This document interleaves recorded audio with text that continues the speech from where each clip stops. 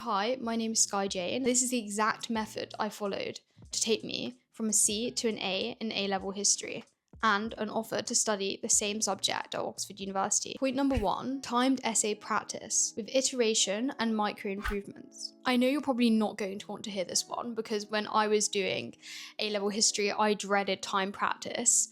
But this is the closest you're going to get to a magic bullet to get you that A. Time practice alone, repeating the same mistakes, is not really going to get you anywhere. What changes that is time practice plus iteration, so small improvements every single time you're writing an essay or a source question. So how do you get this feedback? First obvious port of call is your teacher. Pester them within reason, of course. They do have a life. They are not just a teacher. And if you show that you're willing to put the effort in, your teacher will reciprocate. And if they don't, email me. I will literally mark it for you. I'm being serious. If you send me a message and say my teacher is not doing it and you email me, I'll try my best to mark it for you and help you through it. Or secondly, if you don't have access to a teacher, guys, we have access to generative AI. So use a Claude or Gemini chatbot. There's 2 conditions on this if you're using AI. 1, ask it to mark it more harshly. 2, ask it to give a level rather than a specific mark. So levels 1 to 5 in the AQA exam board, which I did, but this is applicable for the others too. Thirdly, put in some exemplars. So this is where the examiner's reports are really important. An example from the examiner's report, that's level 5, it will know what good actually looks like. What you're really looking to do is not get a specific mark. You're looking the process of iterative feedback. This is the key here. So iterating small improvements each time, and AI can help you do that. Thinking, what is the 1% here that I can improve next time? So if your teacher makes 5 comments and you're like, oh God, it feels a bit overwhelming, just pick 1 and implement that in the next essay. And over time, you'll see there'll be less and less comments about what you can actually do and how to change your writing, because you'll be getting towards that version of you that is capable of getting an A. Identify if you're making the same mistake is to ask yourself the question, does my teacher keep making the same point? Is my teacher telling me to link back? Are they telling me to develop my AO2? And then ask yourself, do I know what the teacher actually means? So for example, linking back, in a way it's a metaphor. Like, what are you linking to? There's no actual physical link going on. You're having essentially a linking sentence back to your point from the original. But do you actually know what that means? Because often we kind of have this exam language shrouding essay subjects, but a lot of students actually, when you ask them what actually is analysis, they're not 100% sure. All of this understanding as well as a part of this iteration process to be able to write excellent essays. And if you don't understand what a phrase like linking back means, just ask your teacher and ask them to break it down for you until you actually understand what they're talking about. Here's a really key tip, is to write that comment at the top of the next essay that you're going to write. When you're writing your next essay question or next source response, you have that linking back in mind, or whatever the feedback is in mind, at the top of your page. So as you're writing the next one, you're being constantly reminded of the improvement that you're actually trying to make. Number 2, blurting and mind map. Most of you would have heard of active recall by now, and that active revision beats passive revision every single time. Something that's passive is reading your textbook for 1 hour, which frankly is not going to get you very far. It's definitely not going to get you that A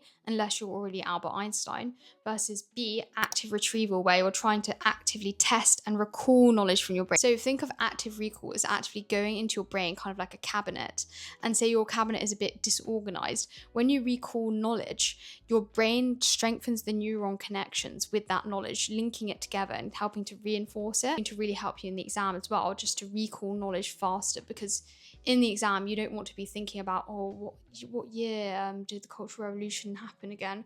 Oh, what year did Mao die? That's not what's important in the exam. You want to be laser focused on that essay writing process. But as you keep doing it, you'll find that it becomes fun and that you're able to recall knowledge at a much faster rate by doing your mind mapping, created an organized cabinet folder of your knowledge of history in your mind. So my actual blurting system, here it was, the exact one that I used.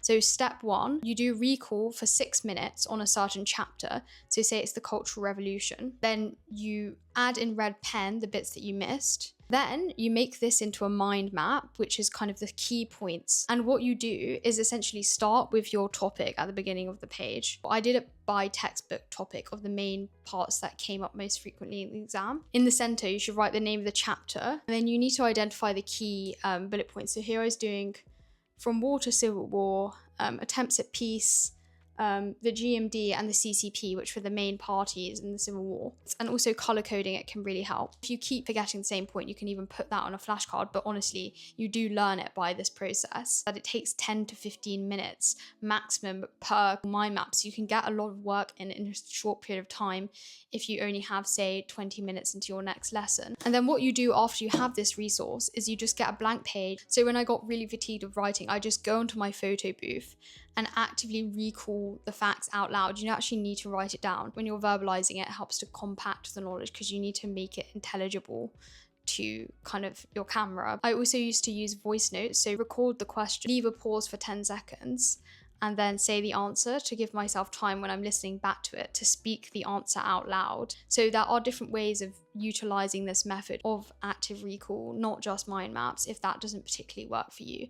But it's more that focus on active and also summarizing knowledge. So the third point is a bit controversial, and that is working with others. I genuinely don't think working entirely alone is as effective as people make it out to be. Think of the Tour de France. For most of the race, the lead rider is actually riding with a team who are swapping out and kind of distributing the load. It's only at the end when the yellow shirt will shoot off from the rest of the pack. So it's kind of a team effort until the end. You and your classmates can work together, sharing and distributing your knowledge. Only at the final end of the race, where you have to sit that exam by yourself, that you have to do it alone. This is a key concept that Ali Abdaal talks about in his Feel Good Productivity books. By working together, you're going to make the process more fun and make it easier to achieve that A and make the final sprint for you to win the race of getting your A in history a lot easier. How can you actually do this? We had a WhatsApp group chat. We would also go to empty classrooms and plan on a big whiteboard questions that we found really daunting, and we were like, oh my god, if that came up in the exam, we wouldn't be able to answer it. It makes it a shared endeavor. And so when you're kind of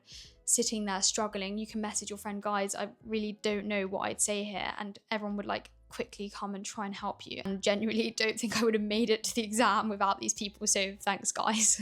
I didn't get my A and my offer at Oxford because of a trap that I fell into, essentially the knowledge trap. I would read so many interesting books, like for Stuart's I read this book here, Restless Republic by Anna Key, or Wild Swans by Jung Chang, and I really enjoyed learning, which sounds great, but at some point it starts being a form of procrastination. So what the exam is actually testing is not knowledge, but the ability to essay write and to execute on producing an argument for the examiner under time conditions. If you genuinely need more background, podcasts over books, because you can listen to that whilst you're walking, whilst you're in the gym. Podcasts and books do have value in that they add a nuance that honestly the A-level textbooks could never rival, and is actually what history is really like at university. There's no set narrative like there are at GCSE and A-level. And a specific rec if you're doing 20th century Maoism is the Rana Mitter podcast about 20th century China. Even if you don't do China, honestly, fascinating. Now stop researching and go and write your essay. And thanks so much for watching. I'm rooting for you, and you can genuinely get that grade. It's not about the smartest person in the room.